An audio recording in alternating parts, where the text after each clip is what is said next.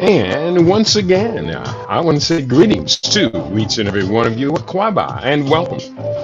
Welcome to another round of the Conscious Roster Report here on LIBRadio, LIBTV, LivingInBlack.com. My name is Keely Owadu, aka the Conscious Roster. You and I get together live weekday mornings. We come at you from 9 a.m. Pacific Time. That's 12 noon Eastern Time, 5 p.m. GMT, and 8 p.m. East Africa Time. We get together with you and we deal with culture, consciousness, historical perspectives. We deal with entertainment, economics, education, health, labor, law, politics, religion, family, conflict, future studies, all areas of human interactivity, including Pan-Africanism. Today's date is Monday, the 6th day of October. This is the year 2025 in the Western calendar, the Gregorian calendar, to which we realign our cultural clock. Welcome to the 7th millennium. You have found your family in a peaceful place here on LIB Radio, LIB TV, here on LivingInBlack.com. And it is absolutely a pleasure. It is a pleasure to be with you today on LIB Radio. Hope you are in wonderful spirits today, as always. Let's go into today's topic. Hopefully, we have a compelling topic for you today.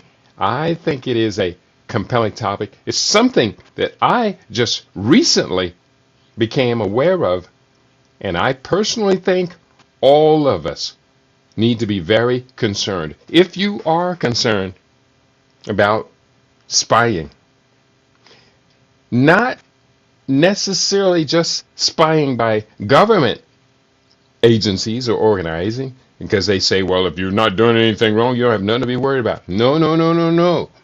I have a lot to be worried about. I'm talking about surveillance capitalism.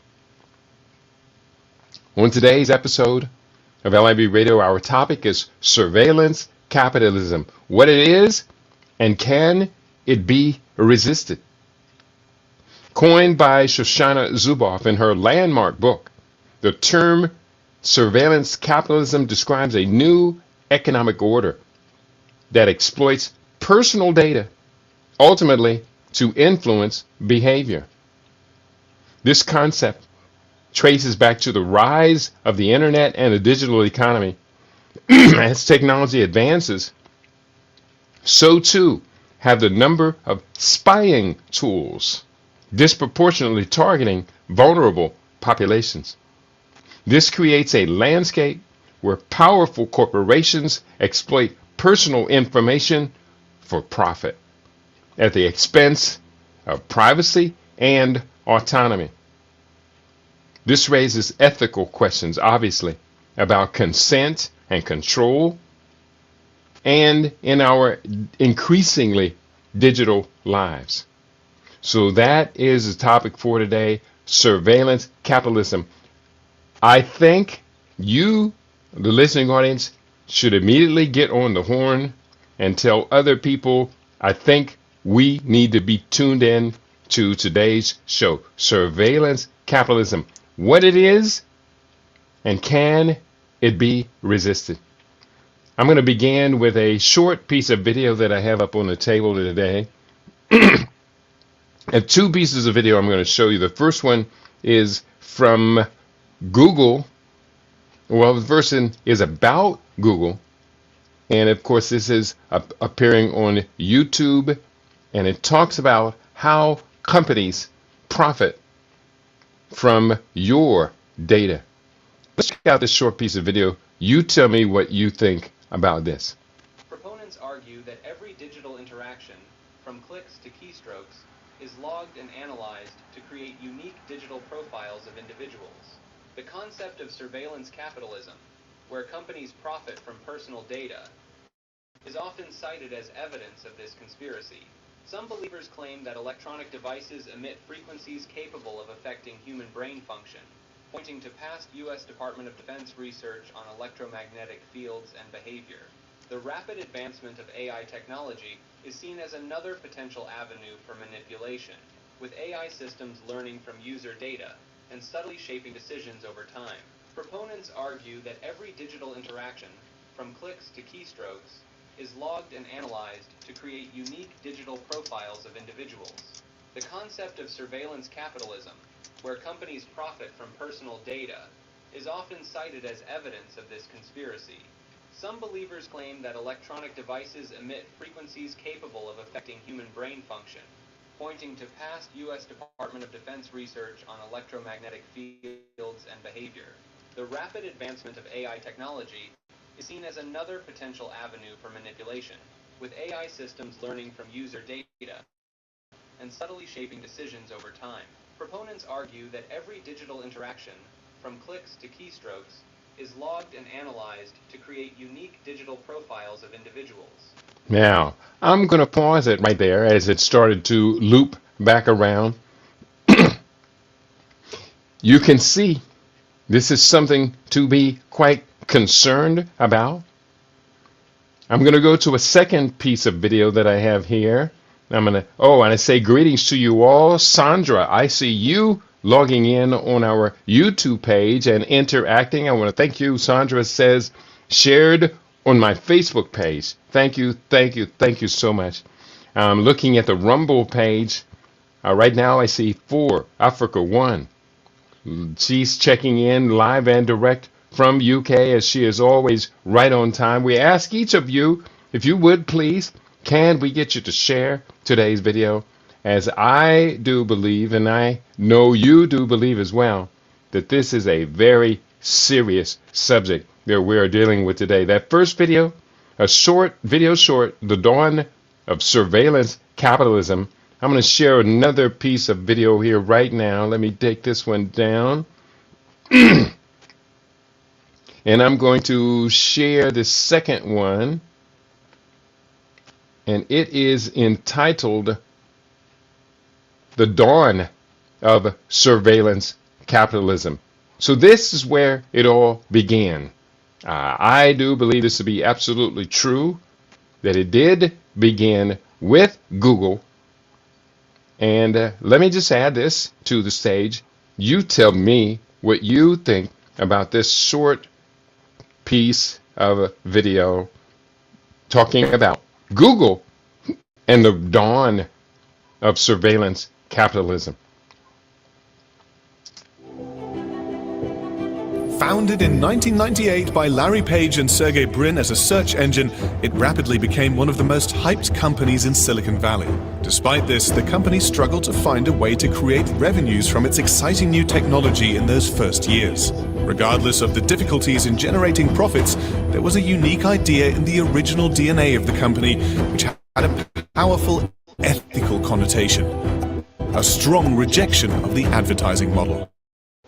But the dot-com bubble of the early 2000s and the new world order after 9/11 changed it all. With added pressure from investors to become a reliable and profitable company, Google started to look for ways to make more money. To achieve this, it would focus on its growing supply of free data. The raw user data used until that moment to improve its search engine would now be engaged to target ads to users, betraying their customers and the initial idea of not using advertising as a revenue model. Founded in 1998 by Larry Page and Sergey Brin as a search engine, it rapidly became one of the most hyped companies in Silicon Valley. Despite this, the company struggled to find a... And it was interesting. The video stated that as Google was fine-tuning its search engine optimization, they realized at a certain point, hey, wait a minute, we can make money off of selling search engine information to others. So that begins a new level, a new line of surveillance. And also, I must cite, I must note, in the early Obama administration, President Obama had a secret meeting with Eric Schmidt, representing the Google ABC Corporation. And during that meeting, it was agreed upon that Google would be serving as an extension of the U.S. domestic surveillance operation. The CIA was not allowed to operate domestically, but it did operate in partnership with MI6 from Britain the CIA spying on British citizens, while the MI6 spied on U.S. citizens along with Israeli Mossad and other cooperative agencies. So Google steps in and says, wait a minute, there are no laws prohibiting us from spying on the public, or the laws that were there were not going to stop them from doing this. But during the process of setting up this surveillance network, Google said, I can make a lot of money selling people's private information. And it's gone levels and levels and levels past that. That's why we're having this conversation today. It has gone to quite an extent. So let's go into today's topic. Let's see if we have some interest. I put both of the links in there, the dawn of surveillance capitalism and how companies profit from your data. Please do share these links with those that you think should be interested. And again, if you like today's program, if you can hit the like button, that's a beautiful thing. That is a beautiful thing. So here's what we're going to do. I'm going to pull up my documents. This is a very extensive set of research that we have here today. In this episode, we're going to explore point 1, the mechanisms of surveillance capitalism. 2, its impact on society. 3, the urgent need for awareness and regulation. As well, 4, how we can, as individuals, protect ourselves from being commodified, turned into products bought and sold amongst these corporations. So join us today as we uncover the hidden truths behind this pervasive phenomenon.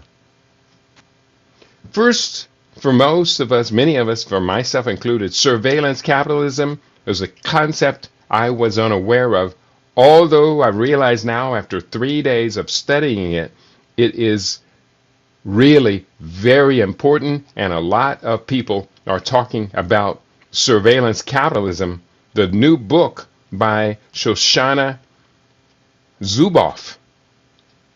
Let's go into it. Surveillance capitalism is a new economic order identified by Shoshana Zuboff that unilaterally claims human experience as free, raw material for commercial exploitation.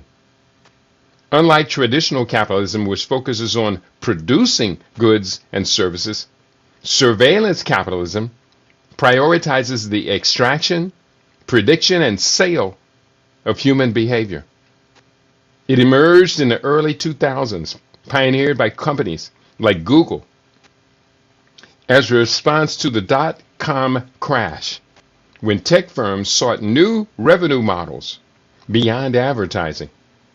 The core mechanism involves capturing large amounts of behavioral data, often without informed consent, and creating unprecedented concentrations of knowledge and power.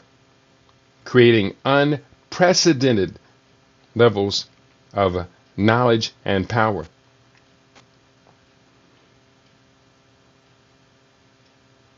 The system that operates beyond democratic oversight, creating unprecedented concentrations of knowledge and power. Zuboff argues in her book that surveillance capitalism poses a fundamental threat to human autonomy, privacy, and democratic institutions, likening its impact to industrial capitalism's destruction of the natural order, the natural world.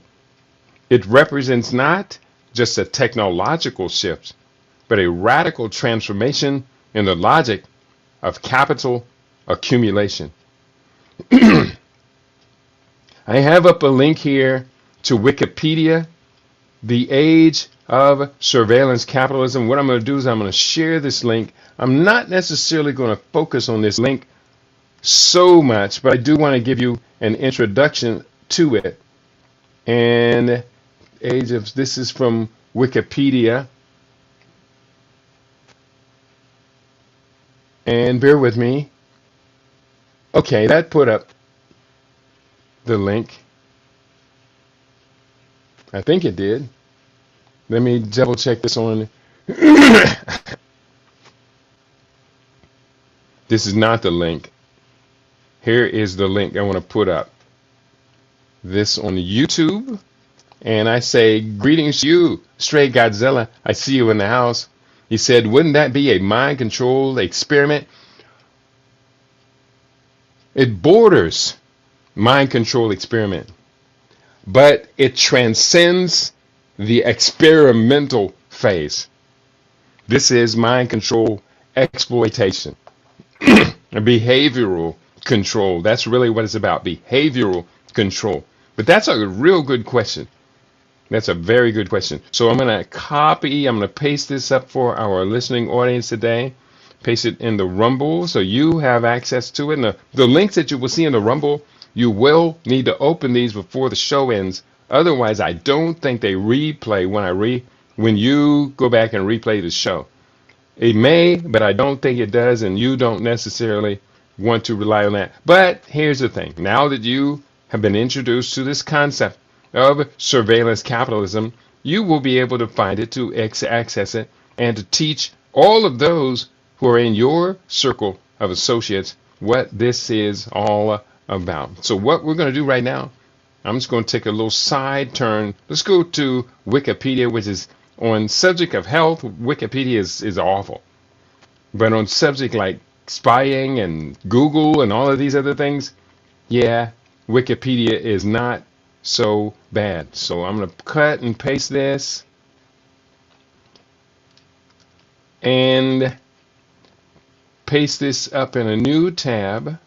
And here's what Wikipedia has to say about the age of surveillance capitalism. The age of surveillance capitalism, the fight for human future at the frontier of power, is a 2019 non-fiction book by Shoshana Zuboff, which looks at the development of digital companies like Google and Meta and suggests that their business models represent a new form of capitalist accumulation that she calls, quote, surveillance capitalism, unquote. While industrial capitalism exploited and controlled nature with devastating consequences, surveillance capitalism exploits and controls human nature with a totalitarian order as the endpoint of the development. The premise is this. Zuboff states that surveillance capitalism unilaterally claims human experience as free raw material for translation into behavioral data, which are declared as a proprietary behavioral surplus, fed into advanced manufacturing processes known as machine intelligence, and fabricated into prediction products that anticipate what you will do now, soon, and later. She states that these new capitalist products are, quote, traded in a new kind of marketplace that I call behavioral futures markets, unquote. Wow, this is getting scary.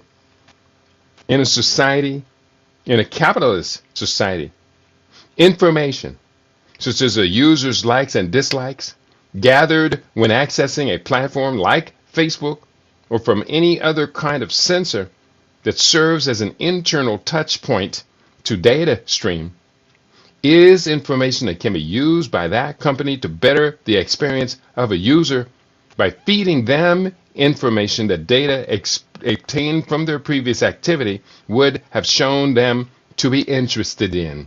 Now, how many times have you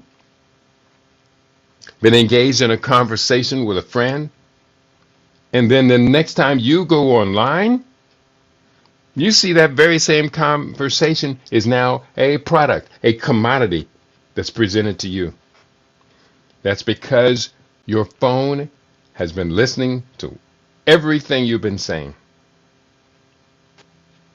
Don't be surprised. Your phone uses the Android operating system. Your phone has a if it's an Apple, I don't remember the different names, but people talk to their phone, Alexa or whatever. They talk to their phone. Well, the phone is listening all day long.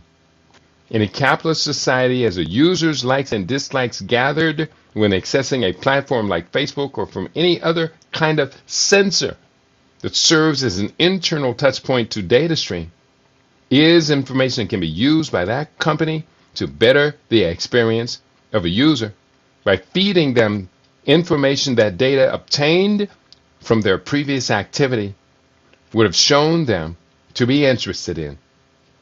It can also infer many things about the individual that extend far beyond the terms and condition of use.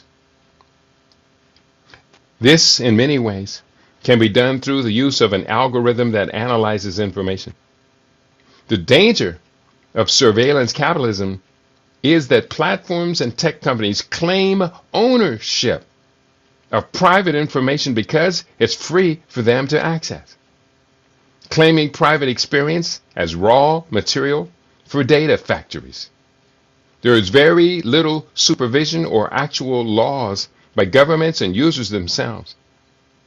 Because of this, there has been backlash on how these companies have used the information gathered. For example, Google, which is said to be, quote, the pioneer of surveillance capitalism, unquote, introduced a feature that used commercial models discovered by people in a time and place.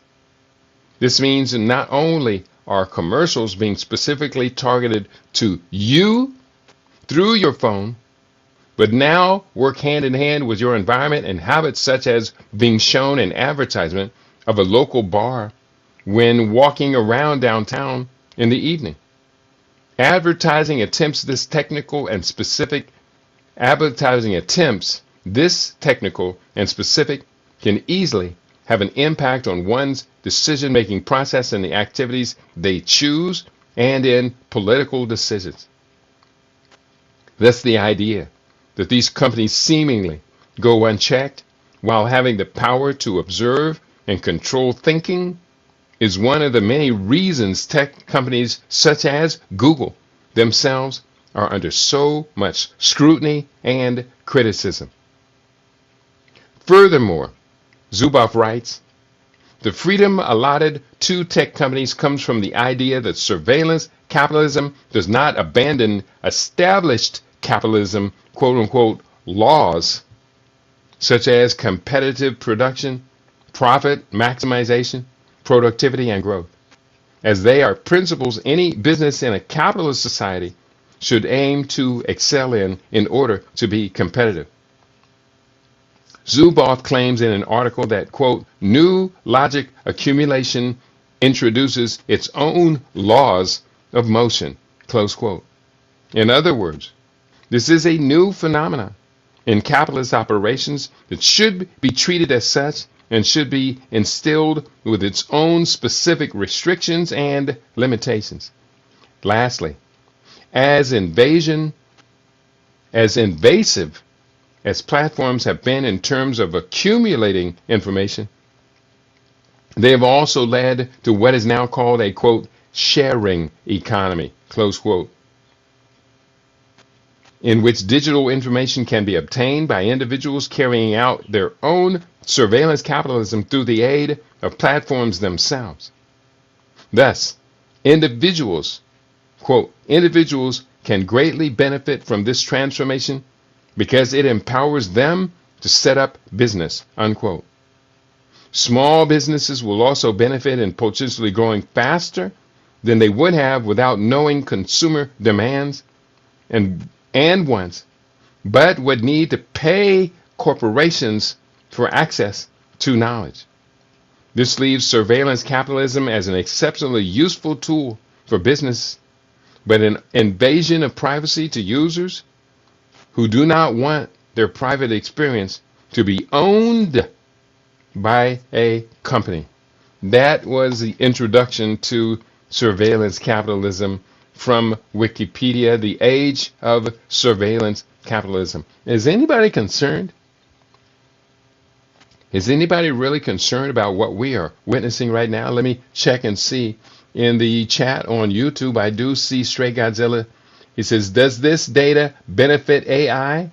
The two definitely are bound together. As AI continues to expand its impressions on each of our lives, then surveillance capitalism will be very closely connected.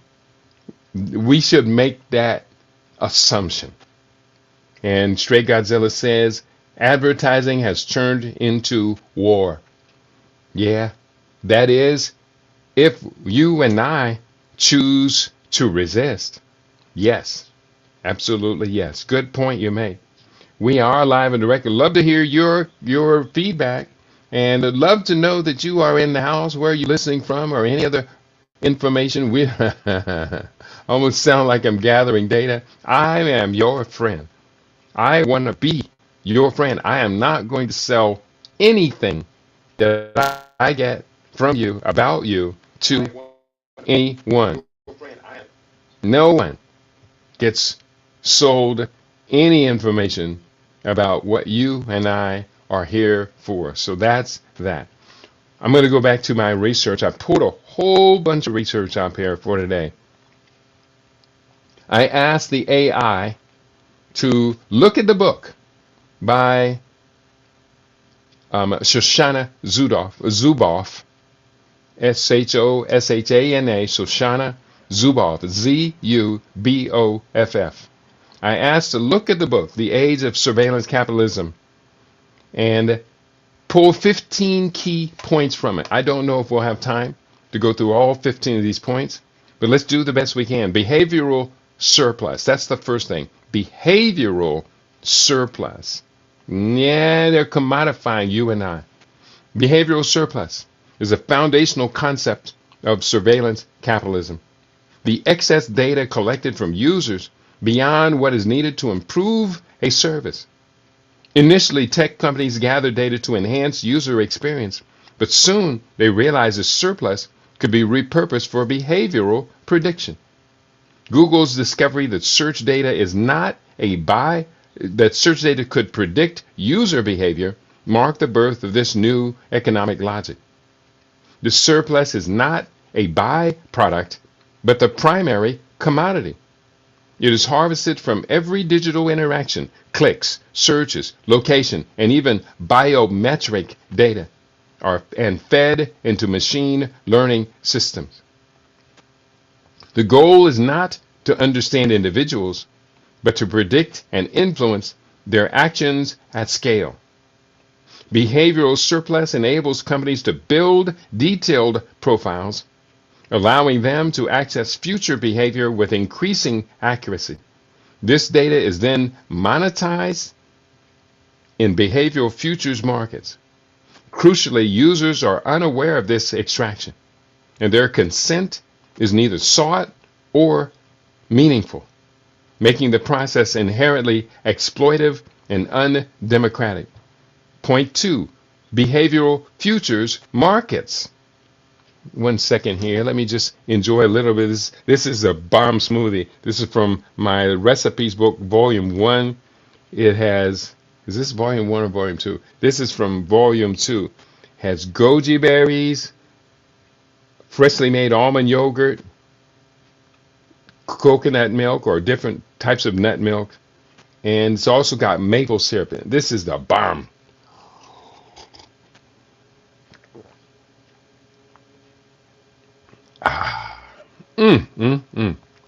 That's really good. Behavioral futures markets. Behavioral futures markets are digital marketplaces where predictions about human behavior are bought and sold. Analogous to financial futures markets, these platforms trade in forecasts of what people will do, what they'll buy, and where they'll go, and how they will vote.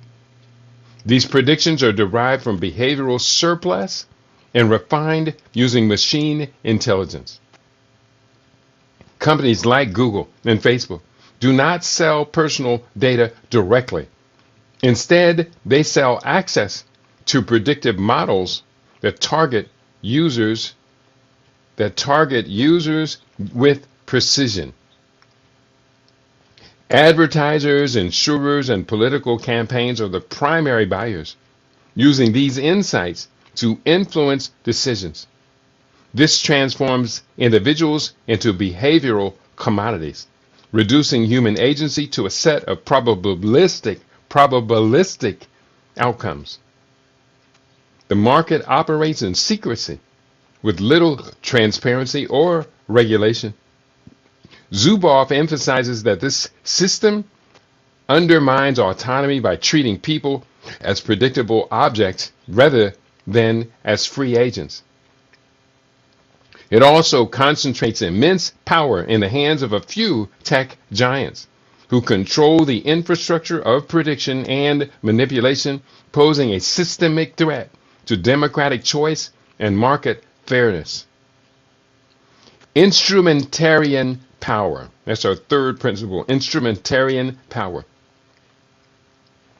Instrumentarian power is a new form of social control Zuboff identifies distinct from totalitarianism.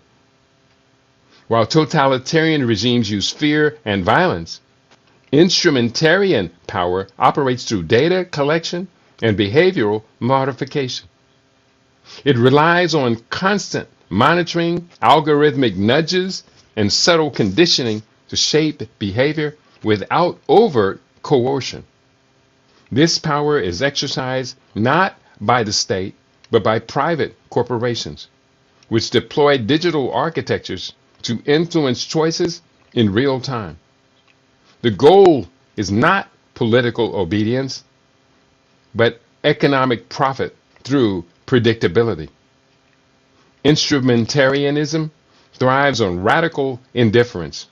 It doesn't care about individuals' inner lives, only their observable actions. This severs the link between intention and behavior, undermining personal autonomy. Zuboff warns that this power is more insidious than authoritarianism because it appears benign, even beneficial, while quietly eroding freedom. It creates a society where people are freely guided into desired behaviors, unaware of the manipulation. This shift represents a fundamental reordering of power in the digital age, with profound implications for democracy and human dignity. The next key concept for you and I to understand is called Big Other. Big Other is Zuboff's term for the pervasive, invisible architecture of surveillance that replaces the Orwellian Big Brother.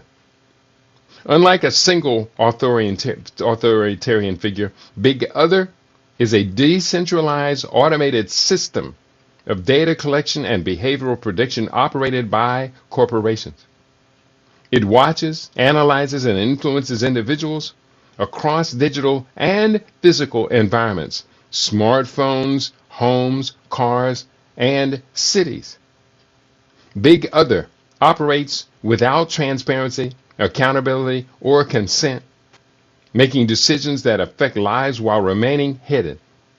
It knows more about people than they know about themselves. Big Other knows more about people than they know about themselves, using this knowledge to manipulate choices. This system creates a power asymmetry where users are reduced to data points, stripped of agency. Big Other's influence extends beyond advertising to areas like employment, insurance, and politics. Zuboff argues that Big Other represents a new form of domination that is more effective and less detectable than state surveillance. It threatens the foundations of self-determination and democratic governance by privatizing social control and turning human life into a resource for profit. Next key concept, the right to the future tense. The right to the future tense refers to the human capacity to shape one's own future, to dream, decide, and act freely. Zuboff argues that surveillance capitalism undermines this right by predicting and predetermining behavior. When algorithms anticipate what people will do, they create self-fulfilling prophecies that limit genuine choice. This predictive control replaces uncertainty, the essence of freedom, with engineered certainty. The future becomes a commodity, bought and sold in behavioral futures markets. Individuals lose the ability to surprise themselves or act unpredictably, which is central to autonomy and identity. Zuboff sees this as a profound assault on human dignity, reducing life to a series of calculated outcomes. The right to the future tense is not just about privacy, but also about the freedom to evolve, grow, and make mistakes. Protecting this right requires legal and institutional safeguards that prevent corporations from claiming ownership over human behavior and ensure that people remain authors of their own lives, masters of their own fate. Rendition of human experience. Rendition describes a process by which human experience is transformed into behavioral data.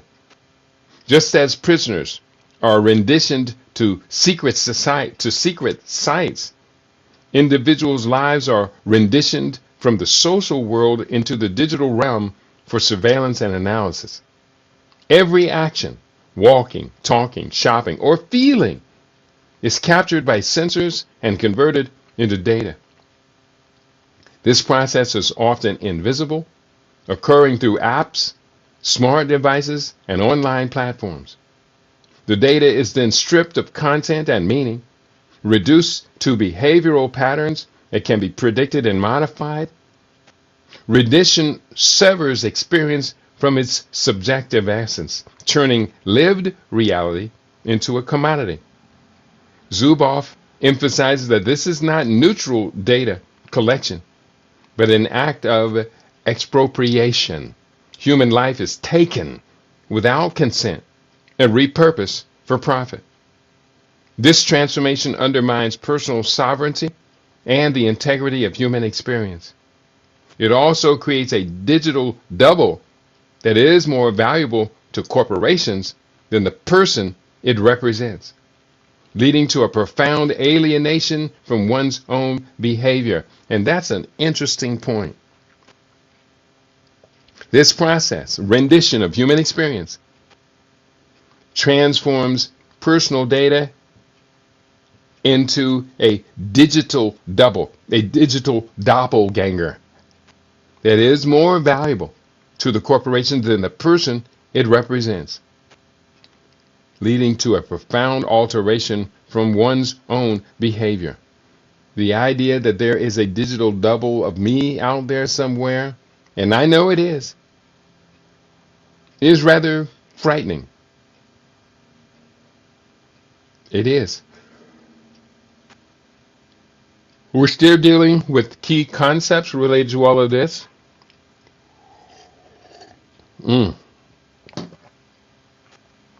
Next concept, and I would love to hear your comments. I do see you in the house. Stray Godzilla, he's fired up today. He says, this bolsters my concept that the human race is getting farmed. Your concept is absolutely on point. I do completely agree. We're being farmed. We're like batteries, extracting the energy from us. We are batteries. And these corporations are parasites. Stray Godzilla also writes, the world doesn't work like that. This hurts invention and a problem solving of our own creations. I agree. I definitely do agree. We're next talking about the division of learning in society. Let me double check over here and see if anybody talking to me on Rumble. And again, the topic today, surveillance capitalism, what it is and how we will resist it. For Africa One is talking to me. I don't know if it's you or me. You're breaking up badly. I don't know. I don't see any break in the connection over here. Let me do this. I'm going to take my mail out. And this other one, I'll take these programs out of the background so that there's no competition. And I am looking for the book, The Age of Surveillance Capitalism. And there's so much information on this. Once you open this up, begin to look at this, you're going to be a bit overwhelmed. But hey, that's how we learn. So I don't see anything that's inhibiting my conversation today. I'm just going to do the best I can. If there is any problem with it linking up, you let me know. The division of learning in society. Did I get that? Okay. The division of learning in society refers to the asymmetry in knowledge created by surveillance capitalism. Traditionally, knowledge was distributed across individuals, institutions, and democracies. Now, tech companies monopolize learning by hoarding behavioral data, creating an epistemic inequality. These firms know more about society than any government, academic body, or individual ever could. These firms, this knowledge is not used for public good, but for commercial advantage. Zuboff argues that this concentration of learning undermines democratic deliberation as decisions are increasingly shaped by private, unaccountable algorithms. Citizens are excluded from the Citizens are excluded from the knowledge that governs their lives, while corporations use insights to manipulate markets and politics. This division disrupts the feedback loops necessary for functional democracy. It also erodes trust in institutions as people sense they are being watched and influenced without understanding how. Reclaiming democratic learning requires breaking the data monopolies and ensuring that knowledge serves society, not just capital. And that's so very important. Next key point, the moat around the castle.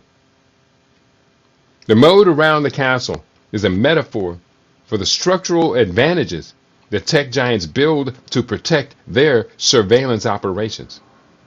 Like medieval castles, companies like Google and Facebook create deep moats, legal, technological, and economic barriers that prevent competition and scrutiny.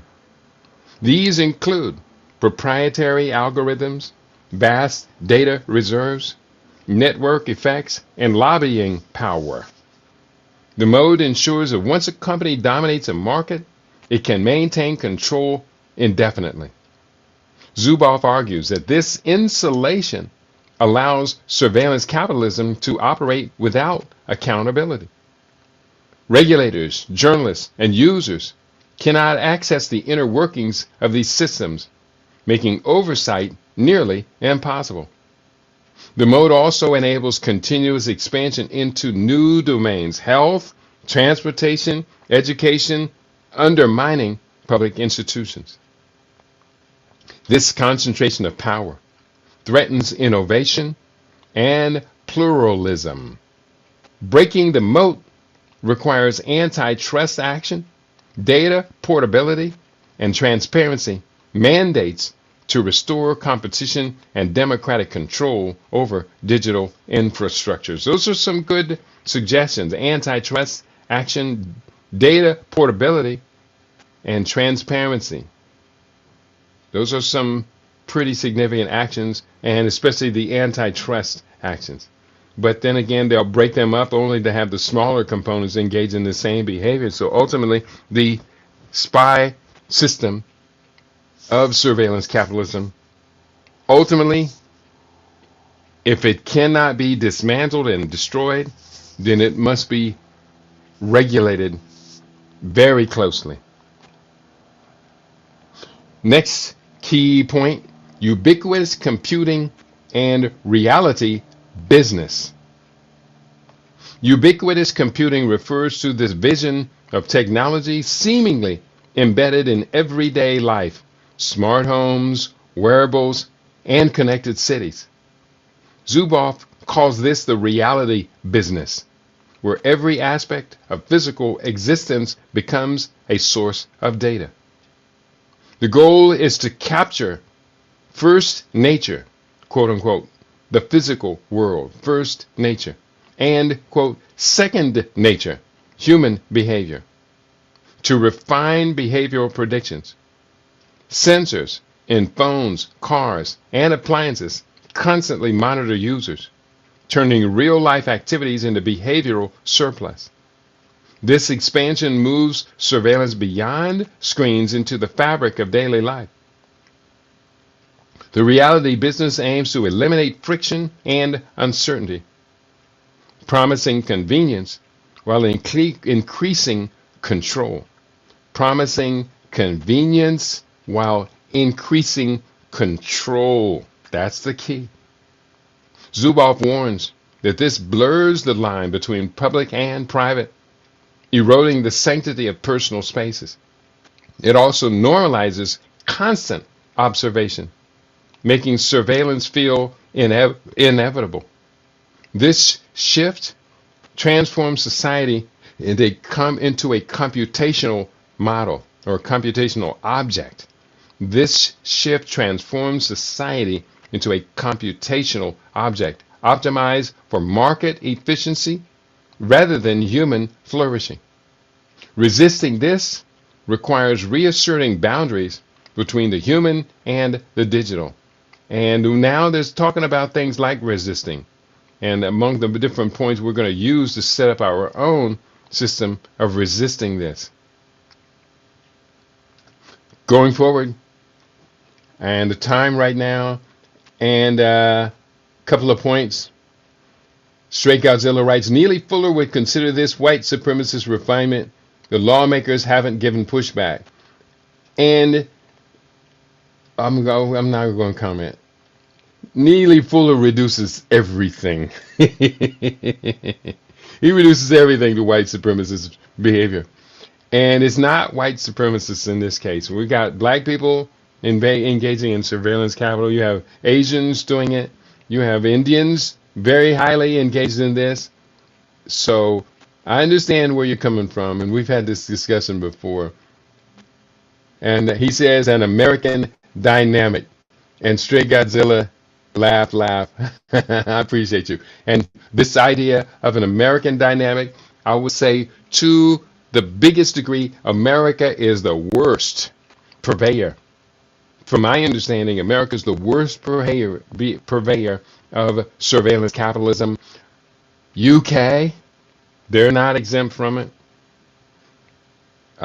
France, they're not exempt from it. Germany, anywhere you have capitalism, they're going to be exploiting our internet interface for their benefit, many times at our expense. So while I would say there is a very high American flag waved above this, but don't ever consider not the other white supremacist countries to be engaged in this behavior as well. I'm going to leave it at that because I think the Arabs are probably very closely behind as well. The Chinese, definitely, they will involve themselves in this, and maybe even competing with the Americans for limiting human behavior by surveilling all of your digital connections. Hive behavior, HIVE behavior, and the instrumentarian collective. Hive behavior describes the social conformity fostered by surveillance capitalism. Digital platforms encourage users to seek validation through likes, shares, and followers, creating a collective mindset where individuality is suppressed. Zuboff links this to the instrumentarian collective, a society shaped by algorithmic governance rather than democratic participation.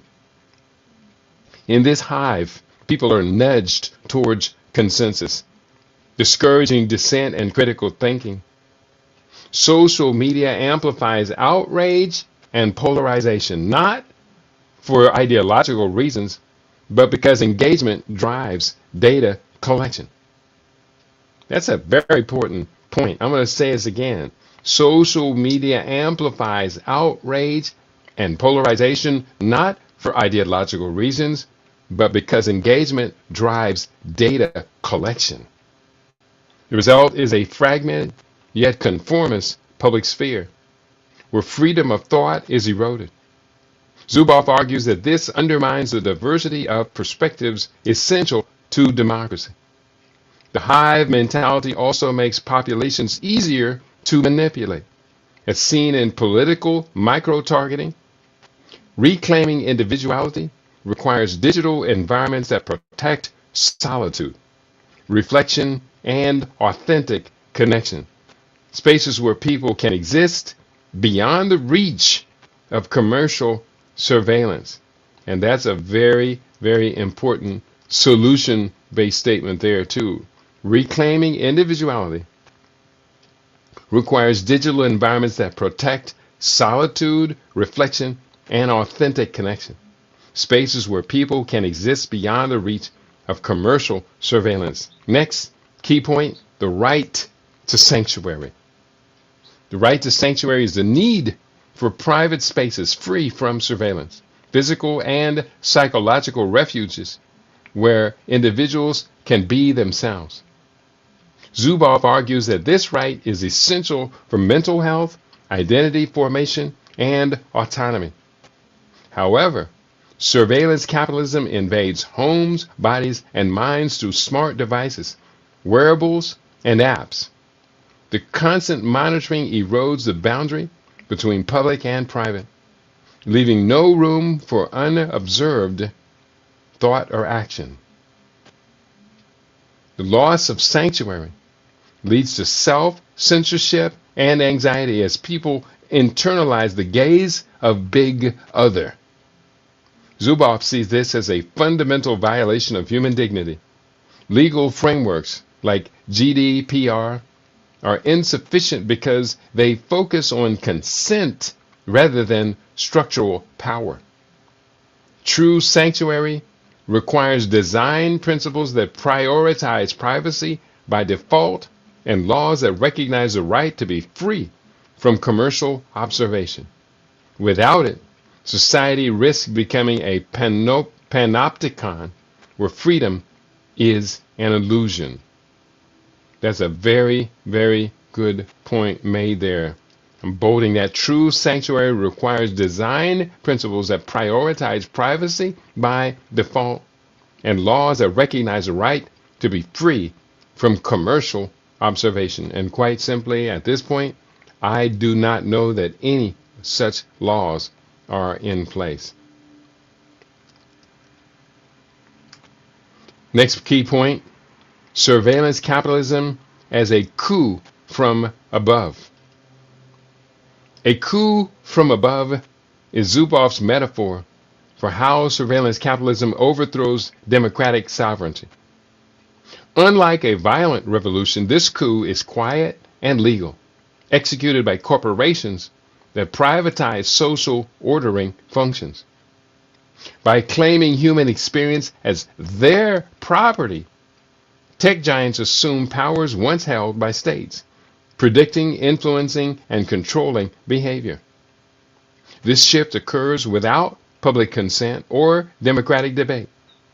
Zuboff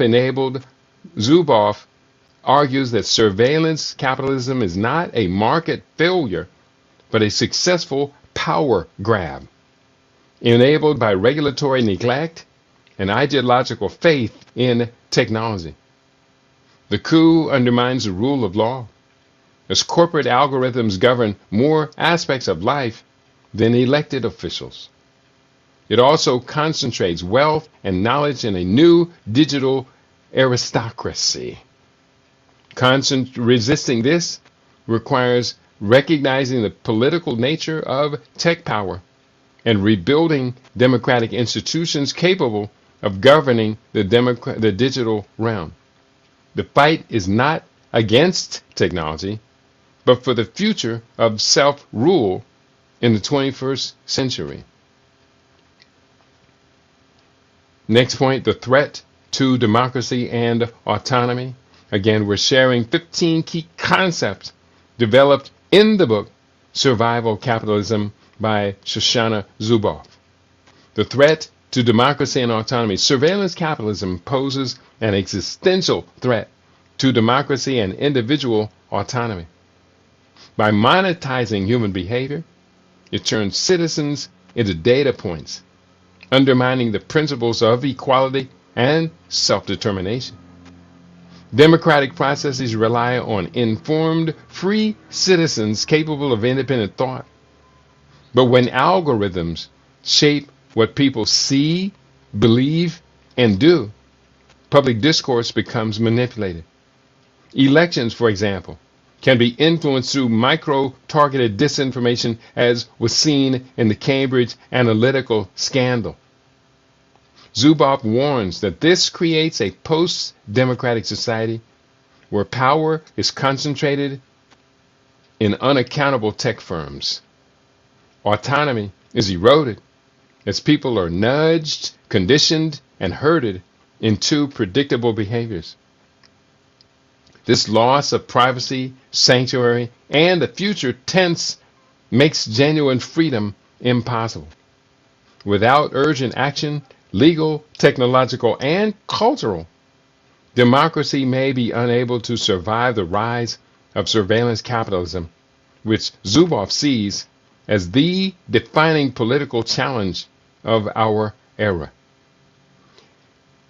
And the final point, resistance and the path forward. Resistance to surveillance capitalism requires collective action, legal innovation, and cultural change. Zuboff calls for a, quote, human future, unquote, movement that reclaims sovereignty over personal data and behavior. This includes strengthening privacy laws, enforcing antitrust measures, and creating public alternatives to corporate platforms. She advocates for data ownership rights, transparency in algorithms, and democratic oversight of AI. Education is crucial. People must understand how they are being manipulated.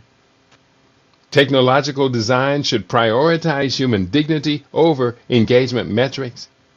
Ultimately, the fight is not just regulatory, but existential. It's about what kind of society we want. Zuboff urges a reassertion of democratic values in the digital age, insisting that technology must serve people, not profits. The path forward demands courage, imagination, and solidarity, a global effort to ensure that the digital future remains a home for humanity, not a hive of corporate control.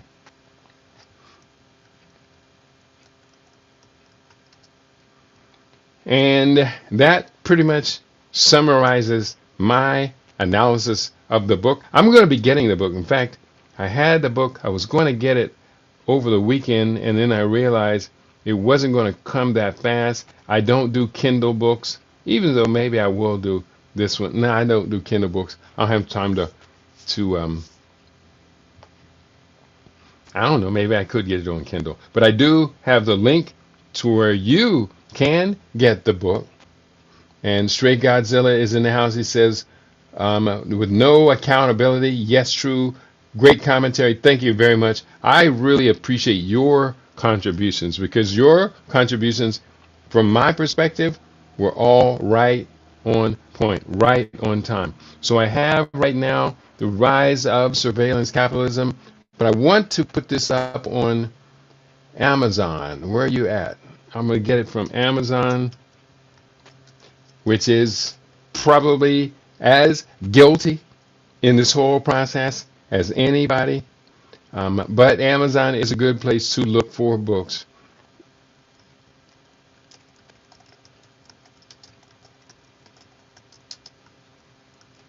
And this is entitled The Age of Surveillance Capitalism, the Fight for a Human Future at the New Frontier of Power. And you can get this on paperback, or you can get it in hardcover. The price for the hardcover of the book is actually cheaper than the paperback. So what I'm going to do is right now, I'm going to hit the buy now button on this, and I'm going to go ahead and get this book for myself. It'll be here tomorrow. So I got it in hardcover cover tomorrow. They said they had one more hardcover left. I don't know whether Amazon was telling the truth or not. But the author, Shoshana Zuboff, I think you and I should be following this author. This is, I think, her first book. And here's the description of the book as they promote it on Amazon. The groundbreaking, magisterial, alarming from the Financial Times expose of the unprecedented form of power called surveillance capitalism, and the quest by powerful corporations to predict and control our behavior. The heady optimism of the Internet's early days has turned dark. Surveillance capitalism has deepened inequality, sown societal chaos, and undermined democracy. One second.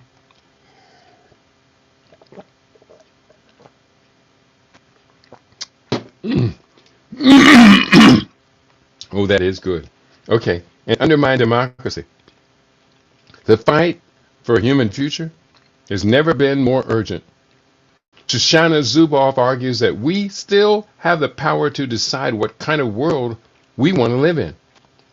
Will we allow surveillance capitalism to wrap us in its iron cage as it enriches the few and subjugates the many?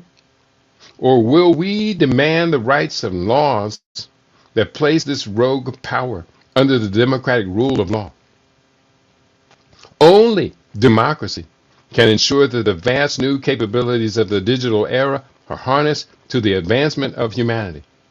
The age of surveillance capitalism is a deeply original, exquisitely reasoned, and spell-binding examination of our emerging information, civilization, and the life and death choices that we face. And that's the introduction of the book from YouTube. And I'm just going to paste that up right now. I'm going to free up a little bit of a memory here, and I'm going to paste that one here on the different websites. And here, bear with me, got to do this. Make sure I get the title in. The title will show up. So this, you get the book on Amazon, and I'm going to highly recommend. What if we, as a group here, our LIBRadio family, what if we, 5 of us, 10 of us, however, bought the book, Surveillance Capitalism, and then created a Zoom where we could discuss the book en masse. I may not have time to tune in every week, but I would love to discuss this book with a number of you. Problems with the audio sorted. Yeah, 4 Africa 1 solved it. Is there any way individuals can avoid or minimize surveillance? Yes. There are many ways. The main thing is to cut off the data points that are personal and private that you do not want these corporations to have access to. I do not have a watch that counts my steps.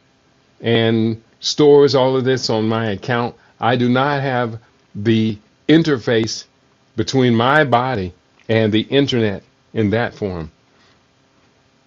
Other things, we have to cut off the data points. Many people have stopped using Facebook and have stopped using Google search. Now, personally, I avoid Google as a search engine unless it's for images.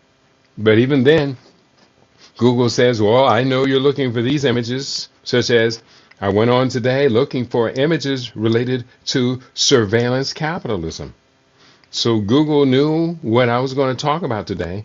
And so we want to cut off access to us. There are other search engines such as Brave. I love the Brave browser because they openly state that they do not survey your data, collect your data, or store your data.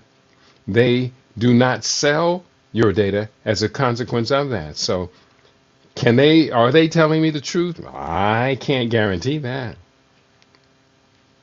But someone who openly states we do not engage in the following behaviors is leaving themselves up to a crippling lawsuit if they get caught engaging in those behaviors. Now, has Google been caught doing surveillance capitalism?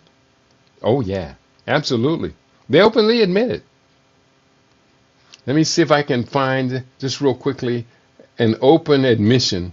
I'm going to put this in a new tab here, and I'm looking for, has Google acknowledged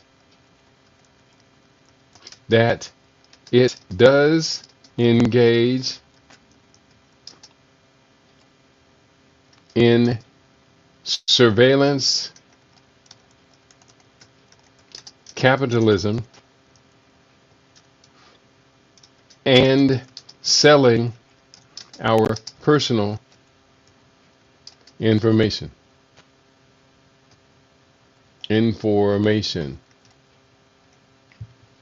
Now it's terrible. Today, I'm just seeing this right now. Must have happened last night because the image is dark. 2 dead, including teenager, and 12 more wounded in mass shooting in Alabama. I think we're about that time of the year where we need to double check on how many mass shootings are there for this year. But I'm going back to the question, has Google acknowledged that it does engage in surveillance capitalism?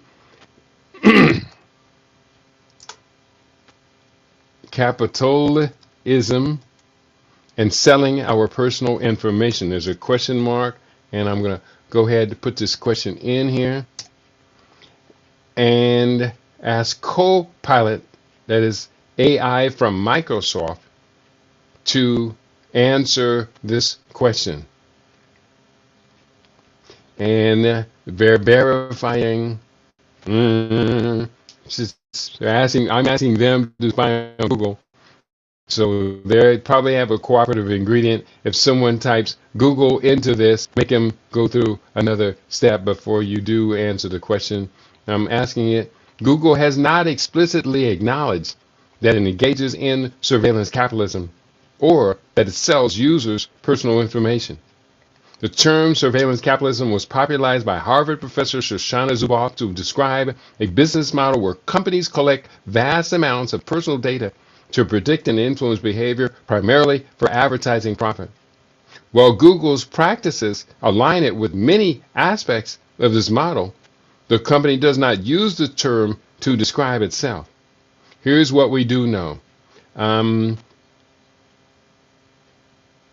Academic and legal scrutiny. Scholars and legal experts have argued that Google's data collection and advertising practices exemplify surveillance capitalism. A 2023 study traced how Google's original design choices evolved into a system that extracts behavioral data to generate predictive products for advertisers. Is that surveillance capitalism? Yes. Government investigations. In 2019, 50 U.S. state attorneys general launched an antitrust investigation into Google's advertising business and its use of consumer data. data mining and monetization. Government requests. Between 2014 and 2024, Google complied with over 80 to 90% of U.S. government requests for user data, including geofencing and keyword warrants. This reflects a massive increase in surveillance infrastructure, often blurring the lines between corporate data monetization and state surveillance. Next, behavioral tracking. Google's APIs and services like location history feed real-time behavioral data into systems that can be accessed by governments under laws like FISA Section 702, that location history, your Google Maps. Many of us use Google Maps to drive around town. You need to go into Google and you need to find something called location history and turn it off. Now, you will need to turn it back on when you're using Google Maps. Now, there are certain things here, I can't remember exactly, but I know I haven't done it on my new phone, and I need to do it. But we need to turn off this location history. I think that the Google Maps will keep working, but the history will not be stored and recorded. So I do encourage everybody to do what you can do to turn off the history record in your Android. And I don't know anything about iPhones. I've never owned an iPhone and not really interested in them. Not to put iPhone listeners down. iPhone listeners are good people. Just that iPhones, I consider them to be overpriced compared to the competition. So, and next, behavioral tracking. Google's APIs and services like location history feed real-time behavior into systems that can be accessed by governments under the FISA Section 702. Next, Google's position. Google maintains that it does not sell personal information to third parties. Instead, it claims to use data to improve services and deliver more relevant ads. However, critics argue that the sheer scale and capacity of its data practices amount to commodifying user behavior. In short, while Google hasn't embraced the label, quote, surveillance capitalism, its business model and data practices are widely cited as textbook examples of it. So that's what Google has to say about accusations that they engage in surveillance capitalism. So I think that's a pretty good note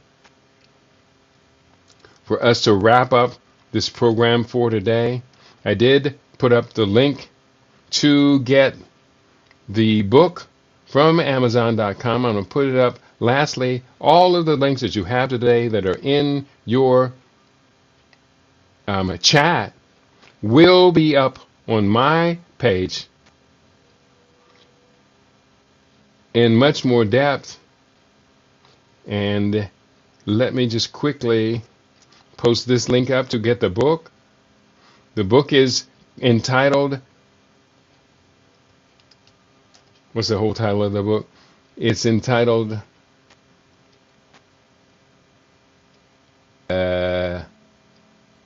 I don't know what it's entitled right now. I have to find it again on Google, but that's not important. You can get the book from the link. I'm putting the link up. It'll come up. The Age of Surveillance Capitalism, The Fight for a Human Future at the ... The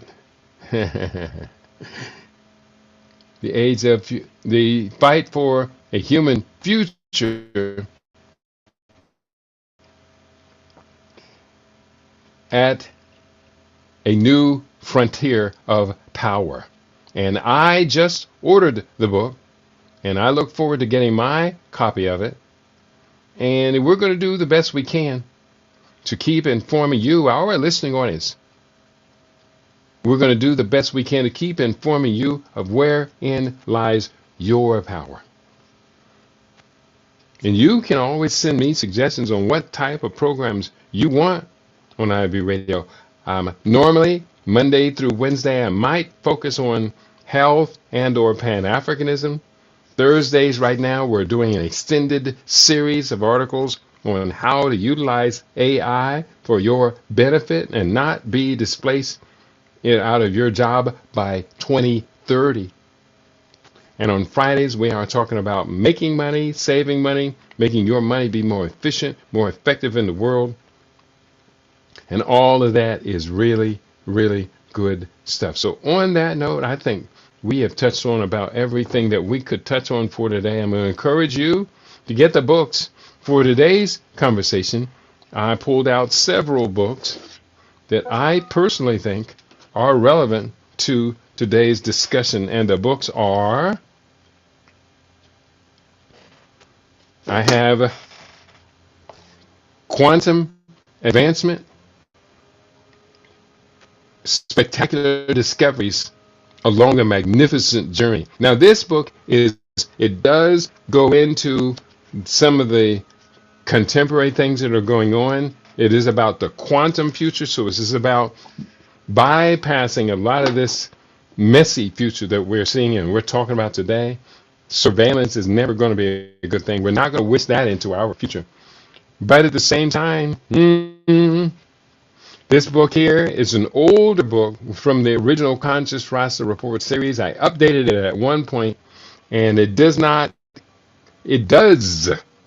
talk about surveillance capitalism. At that time, we were talking about, is your television set watching you, watching it? So that was an early example of surveillance that we were not paying attention to. Electronic variances, we call them, non-lethal weaponry, and a whole bunch of different things. This book, very good, holds up very, very well 20 years after it first was published. This one, published very recently. Back in December, I published this.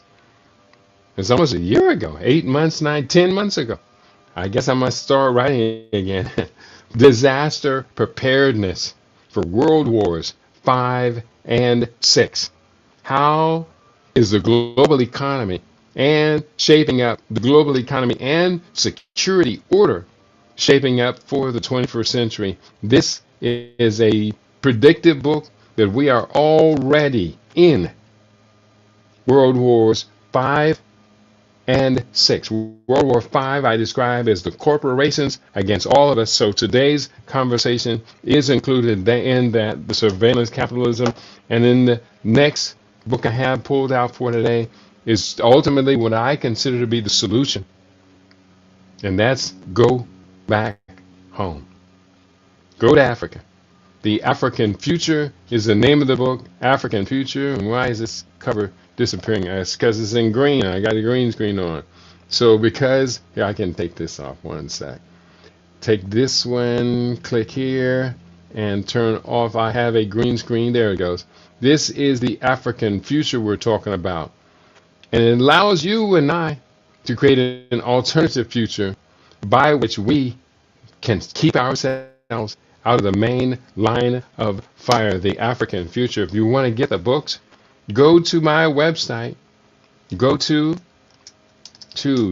http://CRP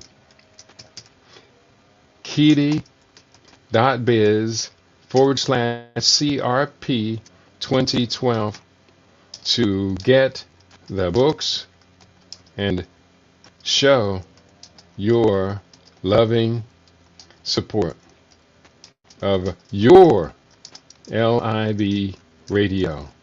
And that's it for today's program. I want to thank you all for tuning in. I'm going to push this link up on so people on Rumble can have that information as well. And For Africa One writes, I don't think governments and businesses will surrender what they have so diligently crafted and richly profit so much from. You're right. You are absolutely right. And I would say, therefore, you and I must be responsible for any solution. If there will be a solution, we're going to take responsibility for it. And how do we do that? By any means necessary, by Malcolm X. But from my perspective, the primary means of resistance will be disconnecting from the matrix. Disconnect from the matrix. In fact, maybe that's a theme for another show. Disconnecting from the matrix. First, we have to understand all of the different ways that we are connected to. Disconnecting from the matrix. And disconnecting, put a C in there, and now it's spelled correctly, I think. Yeah, disconnecting from the matrix. That's probably not a bad theme for an upcoming show. What do you think? For Africa One, Stray Godzilla, since you are the only two talking to me today. Stray Godzilla said Amazon has to be in on it. And he said front page was good. That was a great radio show, the front page on KJLH. Man, you and I go back sometime, don't we? And that's a beautiful thing. I'm so glad that you discovered us here on the internet. This is the oldest lasting internet radio show by from a Pan-African perspective, the oldest in the world. And others have come and gone, but we stuck around, and I hope that you find that LIBRadio is so important that everyone out there intends to keep it around as long as we possibly can. We almost lost it this year. And it's going back now, it's going into the season again, where our revenue is extremely stressed. We're going to do the best we can to keep this open for as long as we possibly can. I do believe it's important to each and every one of you.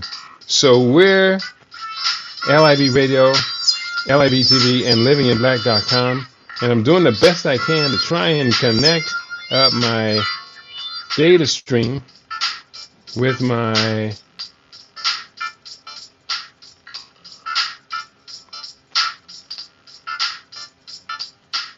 open device and connect.